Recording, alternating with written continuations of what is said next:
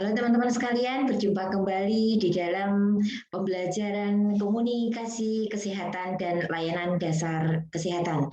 Pertemuan yang kelima ini kita akan membahas tentang komunikasi kesehatan, akuntabilitas sosial, dan kemudian konseling kesehatan. Ayo kita simak, saya akan lakukan share screen. Ya, kali ini adalah upaya nanti calon tenaga kesehatan teman-teman gitu ya, agar bisa membekali diri begitu ya, membekali diri terkait bagaimana kita bisa untuk membekali diri kita untuk menjadi calon tenaga kesehatan yang profesional, komunikasi petugas, akuntabilitas sosial masyarakat, dan konseling kesehatan. Teman-teman sekalian, bahan diskusi kita pada hari ini adalah yang pertama adalah komunikasi petugas kesehatan, akuntabilitas sosial masyarakat, dan kemudian adalah konseling kesehatan. Jadi ada tiga bahasan diskusi yang akan kita bahas pada hari ini. Mari kita bahas satu persatu. Sekali lagi ketika ini adalah kita merefresh kembali gitu ya tentang komunikasi yang sudah kita bahas pada bahasan sebelumnya. Komunikasi petugas gitu ya merupakan hubungan petugas kesehatan.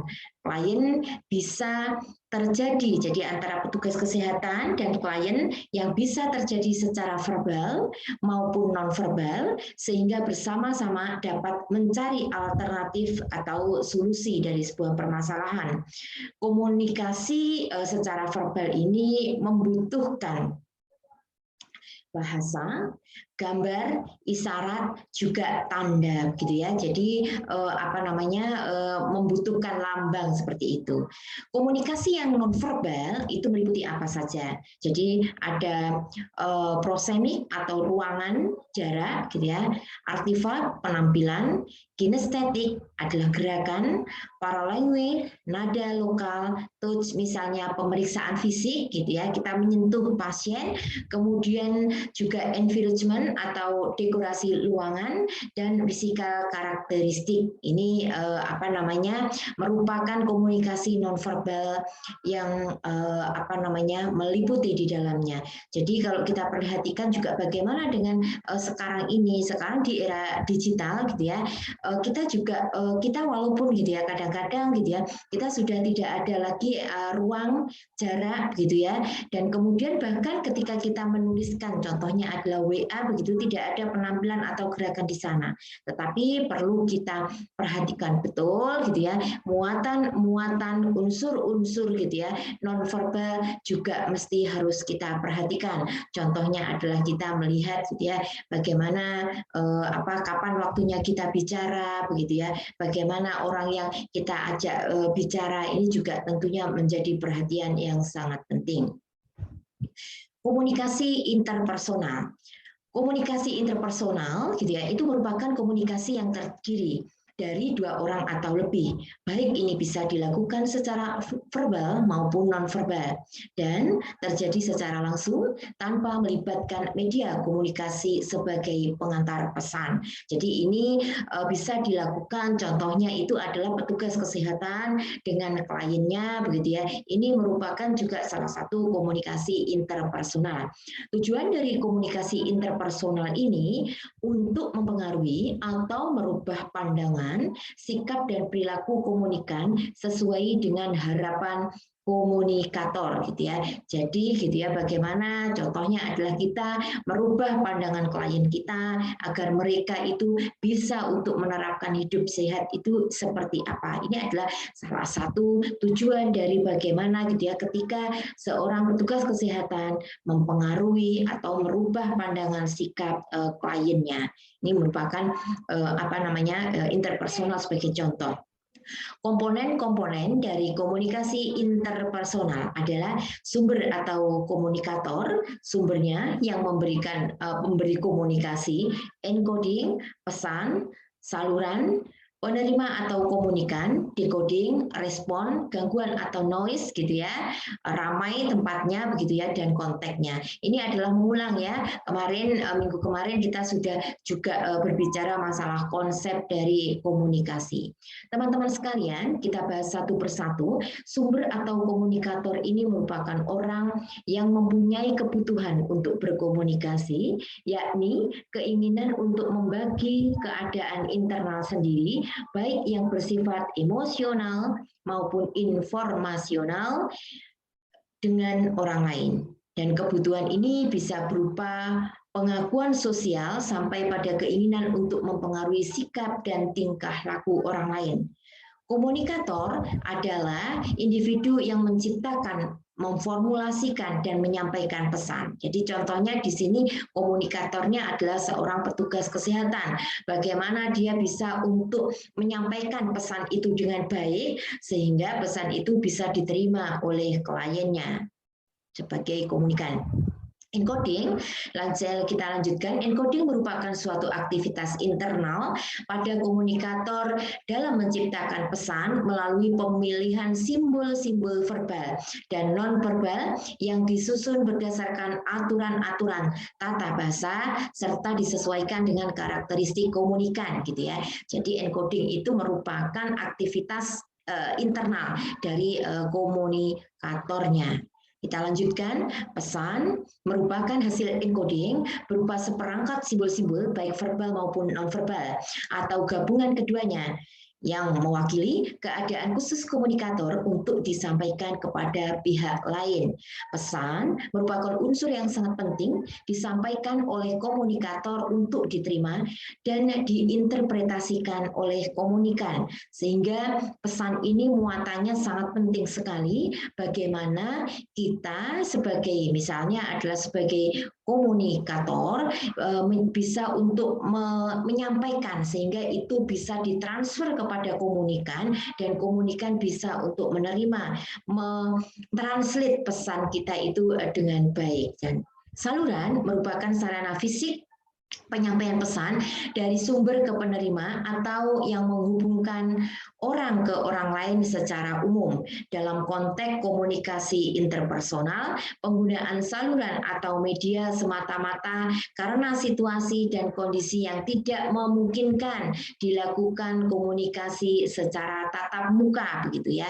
Jadi misalnya seperti ini, kita masih belum bisa untuk melakukan komunikasi tatap muka, kita untuk membutuhkan sebuah saluran, sarana agar supaya kita bisa untuk berkomunikasi secara langsung walaupun kita tidak bisa bertatap muka dalam satu ruangan gitu. Jadi penerima atau komunikan adalah seorang yang menerima, memahami dan menginterpretasi pesan. Dalam hal ini kalau di dalam kesehatan kita contohkan komunikan ini adalah klien kita atau pasien kita. Jadi penerima bersifat aktif, selain menerima pesan, melakukan pula proses interpretasi, memberikan umpan balik. Ini adalah idealnya. Tetapi gitu ya, bagaimana ketika klien kita tidak menjadi penerima yang aktif, maka kita harus memberikan penguatan-penguatan sehingga semua pesan kita bisa diinterpretasikan dengan baik. Umpan balik dari komunikan ini merupakan keefektifan komunikasi yang dilakukan. Apakah gitu ya, makna pesan yang dipahami secara bersama oleh komunikator dan komunikan. Makanya kita kemarin berbicara masalah komunikasi efektif. Apa itu komunikasi efektif? Komunikasi yang bisa dimaknai gitu ya, secara langsung gitu ya oleh komunikan. Apa yang disampaikan komunikator dapat di feedback oleh komunikan gitu ya. Decoding merupakan kegiatan internal dalam diri penerima. Melalui indera, penerima mendapatkan macam-macam data dari bentuk mentah berupa kata-kata dan simbol-simbol yang harus diubah ke dalam pengalaman-pengalaman yang mengandung makna. Secara bertahap dimulai dari proses sensasi, yaitu proses di mana interaksi menangkap stimuli. Teman-teman, kita lanjutkan dengan respon. Respon apa? Respon merupakan tanggapan penerima terhadap pesan. Respon dapat bersifat yang positif netral maupun negatif. Respon positif sesuai dengan yang dikehendaki oleh komunikator. Netral, respon itu tidak menerima atau menolak keinginan dari komunikator. Respon negatif, tanggapan yang diberikan tentang dengan yang diinginkan oleh komunikator. Sehingga respon ini merupakan tanggapan gitu ya penerima terhadap pesan. Apa itu gangguan atau noise gitu ya? Gangguan atau noise atau barrier beraneka ragam. Bisa untuk itu harus didefinisikan dan dianalisis. Noise dapat terjadi di dalam komponen-komponen manapun dari sistem komunikasi. Noise ini apa saja yang mengganggu. Jadi mungkin sesuatu yang mengganggu atau membuat kacau penyampaian dan penerima pesan, termasuk yang bersifat fisik maupun psikis gitu ya, termasuk adalah persepsi yang dibangun oleh individu gitu ya, yang itu misalnya negatif, itu bisa juga menjadi salah satu gangguan di dalam berkomunikasi gitu ya. Keramaian itu juga salah satu bentuk yang bersifat fisik yang bisa untuk mengganggu di dalam berkomunikasi gitu ya, atau sistem berkomunikasi. Konteks ini kaitannya dengan ruang, waktu, dan nilai. Konteks ruang merupakan lingkungan konkret yang nyata, tempat terjadinya komunikasi seperti ruangan, halaman, dan jalanan. Konteks waktu, kapan komunikasi tersebut dilaksanakan, misalnya pagi, siang, sore, maupun malam. Konteks nilai merupakan nilai sosial dan nilai budaya yang mempengaruhi suasana komunikasi seperti adat istiadat, situasi rumah, norma pergaulan, etika, tata krama, dan sebagainya. Teman-teman sekalian, komunikasi massa. Sekarang kita berbicara masalah komunikasi massa.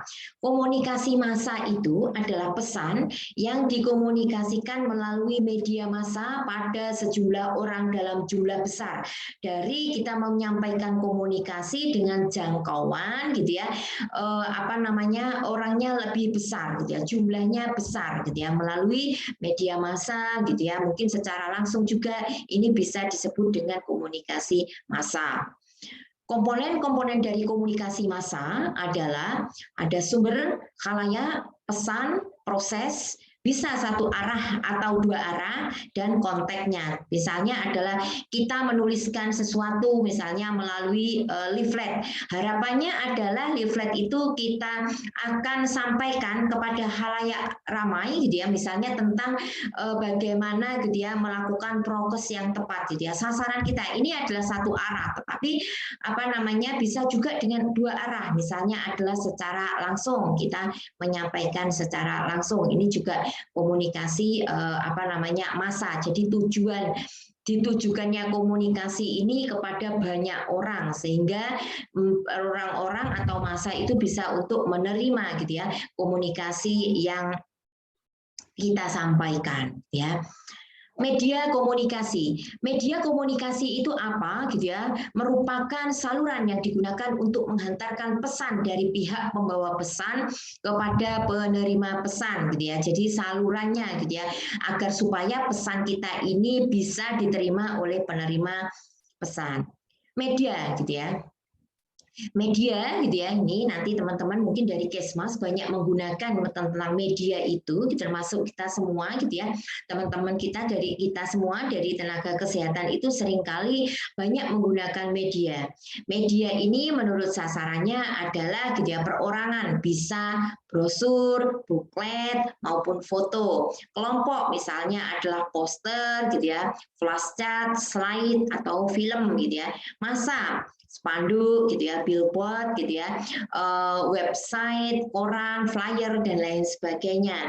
Cara penyebarannya bisa menggunakan audio, visual, audio visual cetak. Apalagi kalau sekarang ini gitu ya, media massa memberikan ruang gerak kepada kita, bagaimana komunikasi yang kita lakukan ini sasarannya adalah kepada massa begitu ya, sehingga ini sangat efektif gitu ya. Jadi kita harus kreatif betul gitu ya, harus bisa untuk meng-create gitu ya. Sekarang eranya sudah era digital. Kalau dulu itu masih mungkin barangkali orang untuk melakukan promosi kesehatan harus door to door ke rumah-rumah, tetapi sekarang tidak. Kita bisa sampaikan itu melalui media massa, gitu ya, mungkin melalui media sosial kita, dan itu bisa diketahui oleh banyak orang. Apalagi kalau mari kita terus promosikan gitu ya, sesuatu yang bisa untuk merubah perilaku sehat ini luar biasa sekali gitu ya. Media menurut tujuannya adalah untuk memberikan pengetahuan atau kognitif, sikap atau afektif gitu ya, dan praktik atau psikomotor gitu ya. Jadi ada 3 tujuannya untuk merubah pengetahuan, meningkatkan pengetahuan, merubah sikap serta psikomotor dari komunikan gitu ya. Media menurut jumlahnya bisa untuk perorangan. Contohnya kalau perorangan itu kita melakukan konseling, wawancara itu perorangan. Kelompok kecil itu bisa dilakukan diskusi, brainstorm, kemudian juga role play. Kelompok besar kita bisa lakukan ceramah begitu kan, seminar. Sedangkan massa ini bisa bentuknya adalah penyuluhan. Media suara atau audio merupakan pesan diterima menggunakan salah satu indera, yaitu telinga. Sementara pesan disampaikan melalui suara atau verbal yang disampaikan menggunakan alat atau memancarkan frekuensi tertentu. Contoh saja radio, gitu ya, CD motivasi, pemutar audio lainnya. Oke, nah gitu ya. Berikutnya adalah media visual.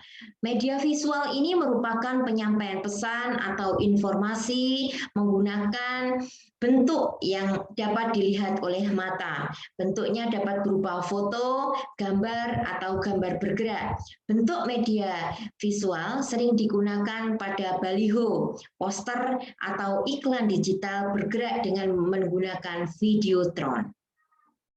Teman-teman sekalian, media audiovisual adalah penyampaian pesan menggunakan suara dan bentuk visual seperti gambar atau video yang digabungkan. Contohnya paling mudah adalah televisi. Media audiovisual kini semakin berkembang seiring dengan kemajuan teknologi ya. Misalnya saja smartphone, media sosial daring seperti YouTube, Instagram, atau platform lainnya yang berbasis internet. Teman-teman sekalian, media cetak, ini sekarang media cetak gitu ya, adalah saluran penyampaian pesan dengan menggunakan tulisan yang dicetak. Contohnya adalah koran gitu ya. Contohnya surat kabar, buku majalah, brosur gitu ya, buletin dan lain sebagainya. Media cetak bagaimanapun masih sangat kita butuhkan karena ini adalah bentuk bagaimana kita tetap membudayakan budaya baca kepada masyarakat kita. Nah, ini adalah komunikasi massa. Kita akan berbicara masalah komunikasi massa, gitu ya. Jadi, seorang petugas kesehatan ini sangat penting sekali gitu ya. Jadi apalagi kita ini menyampaikan, memberikan promosi kesehatan kepada masyarakat, ini sangat butuh gitu ya yang namanya komunikasi massa ini. Komunikasi kesehatan memerlukan 7C gitu ya. Kita hafalkan ya. C yang satu adalah credibility, yaitu seorang penyuluh harus memiliki kredibilitas yang baik di masyarakat. Yang kedua adalah konteks, materi yang disampaikan sesuai dengan kondisi yang ada di masyarakat, begitu ya. Jadi oleh karena itu kita belajar gitu ya. Kemarin itu adalah tentang health belief model. Ini sangat penting sekali gitu ya, kaitannya dengan bagaimana kita bisa untuk mengetahui gitu ya kondisi di masyarakat. Yang ketiga adalah konten, isi bahasa bahan penyuluhan yang menarik gitu ya dan penting bagi sasaran. Dan kita sebagai seorang nantinya gitu ya tenaga kesehatan sangat perlu sekali gitu ya untuk mempelajari ini begitu ya, bagaimana kita bisa untuk meng-create komunikasi kita ini menjadi komunikasi yang menarik sehingga orang bisa ketika membaca bisa terpapar gitu ya dari aspek kognitifnya, perubahan dari afektif dan psikomotornya. Kemudian yang keempat adalah clarity, yaitu penyampaian materi harus jelas, clear gitu ya. Continuity, materi yang disampaikan ini berkeseimbangan. Channel, saluran penyampaian pesan atau sering juga disebut dengan media komunikasi. Dan 7 adalah capability, petugas memiliki atau mempunyai kemampuan yang baik secara penguasaan materi maupun penguasaan sasaran.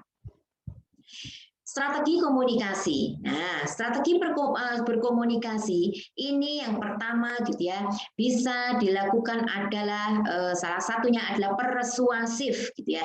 Jadi persuasif ini intinya adalah mempengaruhi bagaimana memiliki daya tarik yang positif. Jadi berupa imbalan gitu ya, hadiah-hadiah gitu ya. Siapa yang bisa untuk menjawab pertanyaan tadi gitu ya, nanti akan dikasih hadiah misalnya. Daya tarik negatif itu berupa denda gitu ya, sanksi begitu. Terus kemudian adalah kompulsif gitu ya. Ini kompulsif ini adalah membangun suasana kondusif agar masyarakat bisa cepat melakukan tindakan atau mengambil tindakan atau keputusan. Misalnya adalah terkait bagaimana gitu ya, agar supaya misalnya pandemi gitu ya. Dengan adanya pandemi, salah satunya adalah bagaimana orang itu tidak berkumpul, maka harus stay at home misalnya, adalah menghindari kumpulan. Maka orang itu bagaimana gitu harus segera untuk mengambil sikap atau keputusan.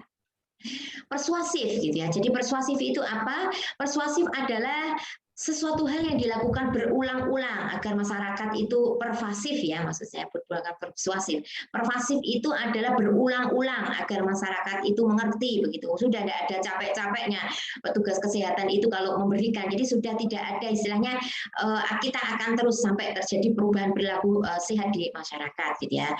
Korsif yaitu memberikan hukuman fisik atau materi untuk memaksa masyarakat menerima penyuluhan gitu ya. Jadi perlu misalnya orang dengan menggunakan masker gitu ya. Mungkin perlu juga memberikan hukuman yang tidak pakai masker, mereka juga harus menyapu jalan, menyanyikan lagu Indonesia Raya. Itu adalah bentuk-bentuk hukuman agar supaya gitu ya, masyarakat itu menerima gitu ya. Apa yang kita berikan harus prokes, karena kalau tidak seperti itu maka akan terjadi hal yang tidak diinginkan. Edukatif, berikutnya adalah edukatif, menggunakan pendekatan kognitif gitu ya, jadi aspek pengetahuan gitu ya, afektif sampai matang dan bisa menerima penyuluhan kesehatan edukatif gitu ya. Nah, teman-teman, sekarang kita berbicara masalah gaya komunikasi ya. Gaya komunikasi ini kita definisikan adalah sebuah style gitu ya. Bagaimana kita menunjukkan gitu ya kepada komunikan gitu ya tentang gitu ya apa yang kita komunikasikan gitu ya. Jadi contohnya adalah gitu ya dibuat gitu ya penjadwalan berupa pesan atau lisan dengan terstruktur begitu.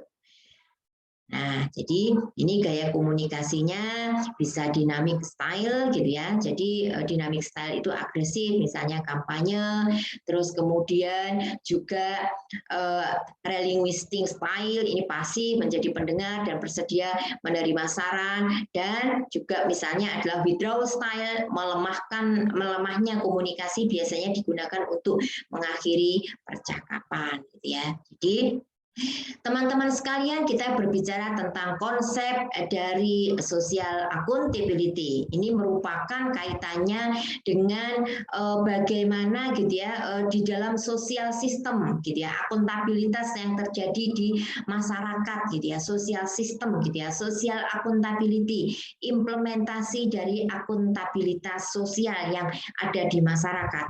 Di dalam dunia kesehatan ini sangat penting sekali karena Karena sosial system itu didefinisikan sebagai suatu sistem yang mengenai aksi manusia yang berhubungan dengan manusia lain gitu ya, dapat terjadi kepada dua atau lebih dari dua manusia. Contohnya gitu ya, interaksi mahasiswa dan dosen. Contohnya interaksi antara tenaga kesehatan dengan klien gitu ya. Ini merupakan sosial sistem di dalam masyarakat. Elemen dalam sistem sosial ini bisa adalah faith and knowledge, gitu ya, kepercayaan masyarakat yang berlaku dan ilmu pengetahuan. Sentimen merupakan pandangan terhadap suatu masalah yang melibatkan emosi. End goal or object merupakan tujuan akhir dan objek kegiatan. Ideal dan norms adalah norma-norma dan aturan-aturan yang berlaku di dalam masyarakat. Jadi ketika kita berbicara masalah sistem sosial, itu kita harus gitu ya, elemen-elemen ini harus kita tahu betul, terutama adalah gitu ya, nilai-nilai atau norma-norma yang ada di masyarakat gitu ya. Selain itu juga elemen dalam sistem sosial ini adalah status role atau status individu di dalam masyarakat itu, misalnya tokoh agama, tokoh masyarakat begitu ya. Terus kemudian role, peran individu di dalam masyarakat, power, kekuatan individu dalam suatu sistem kemasyarakatan, dan sanksi gitu, sanction atau sanksi-sanksi terhadap suatu kondisi pada suatu masyarakat gitu ya. Jadi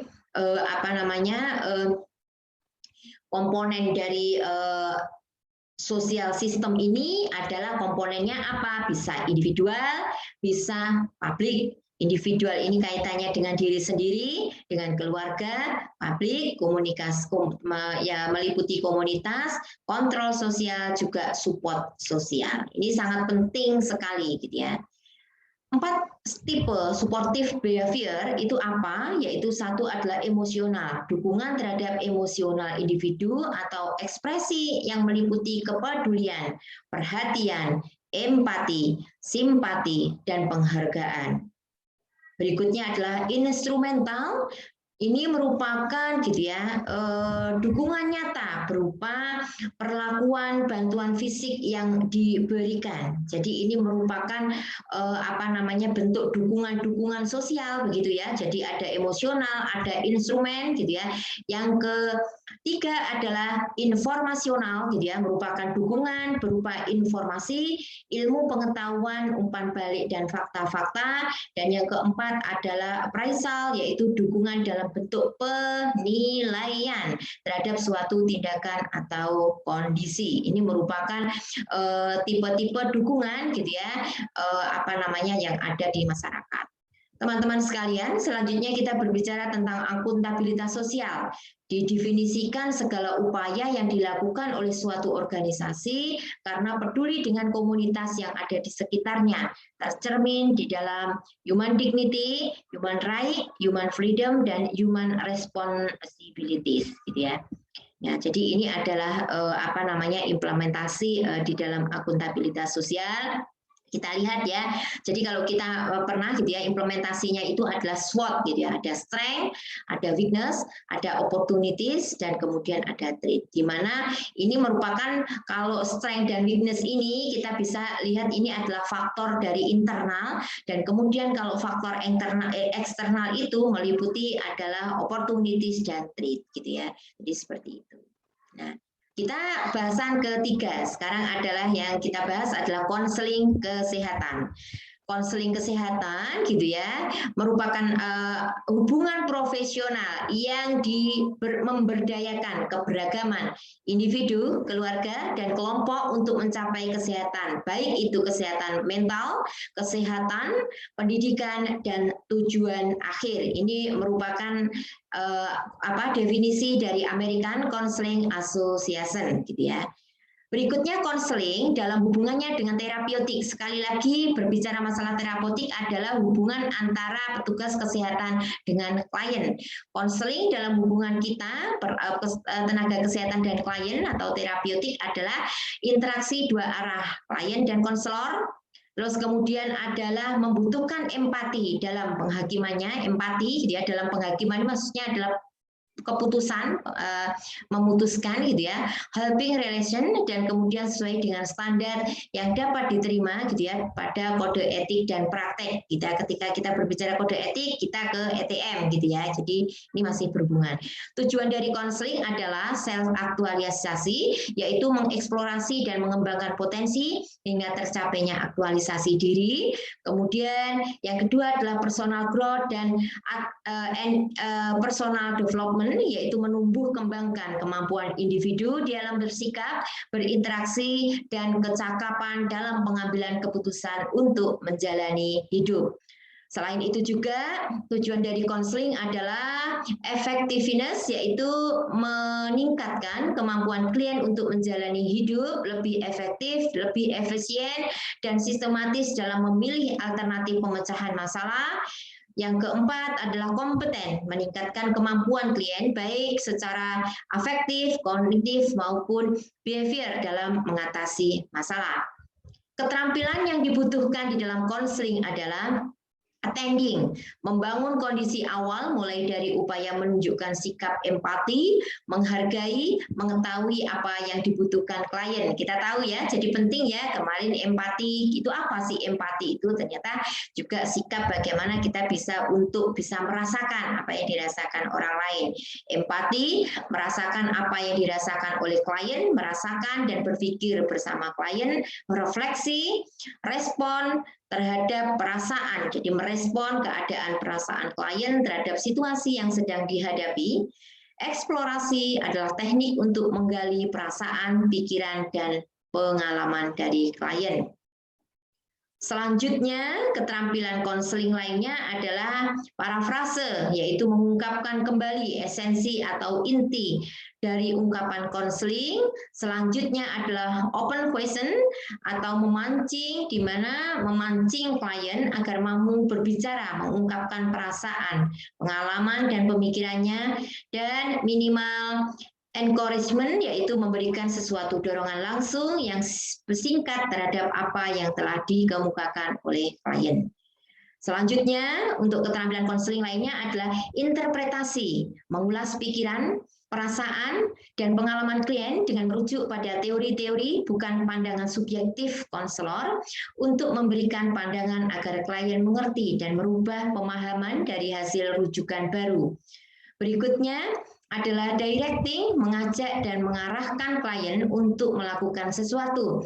Misalnya menyuruh klien untuk bermain peran dengan konselor atau menghayalkan sesuatu. Nah, ini gitu ya. Jadi bagaimana gitu ya kita gitu ya di dalam konseling itu yang paling penting adalah bagaimana kita juga menjadi pendengar yang aktif gitu ya, menjadi pendengar yang baik agar kita bisa juga merespon apa yang disampaikan oleh klien kita. Ini sangat penting sekali ya. Oke gitu ya. Sebagai evaluasi kita pada hari ini adalah uraikan dalam narasimu sendiri apakah kelebihan dan kekurangan berbagai jenis media sebagai sarana komunikasi kesehatan, uraikan bagaimana cara membangun suatu akuntabilitas sosial yang baik sehingga dapat mencapai tujuan yang dimaksudkan, dan yang ketiga adalah menurutmu bagaimana cara melakukan konseling yang efektif dalam sebuah hubungan yang terapeutik gitu ya. Jadi yang ketiga, bagaimana cara membangun konseling yang efektif dalam sebuah hubungan yang terapeutik. Teman-teman, terima kasih gitu ya. Selamat belajar. Semoga gitu ya kita bisa untuk mempelajari, senantiasa belajar untuk berkomunikasi dengan baik untuk membekali diri kita sebagai calon tenaga kesehatan. Teman-teman, sebagai penugasan hari ini, silakan teman-teman membuat sebuah video pendek gitu ya, yang itu intinya adalah kita ingin melakukan komunikasi massa melalui media sosial gitu ya. Temanya adalah gitu ya yang terkait dengan COVID-19, baik itu berupa protokol kesehatan maupun berupa adalah dorongan masyarakat untuk melakukan vaksinasi dalam rangka rangka untuk menciptakan herd immunity. Oke, jadi silahkan nanti dikumpulkan di dalam bentuk G-Drive sehingga agar seluruh mahasiswa bisa memasukkan. Video ini tidak usah terlalu lama, maksimal hanya 3-5 menit atau maksimal 5 menit saja, tidak usah lebih dari 5 menit. Oke teman-teman, gitu ya. Kurang lebihnya mohon maaf. Selamat belajar, terus berjuang, gitu ya. Satria Erlangga hebat, luar biasa. Assalamualaikum warahmatullahi wabarakatuh.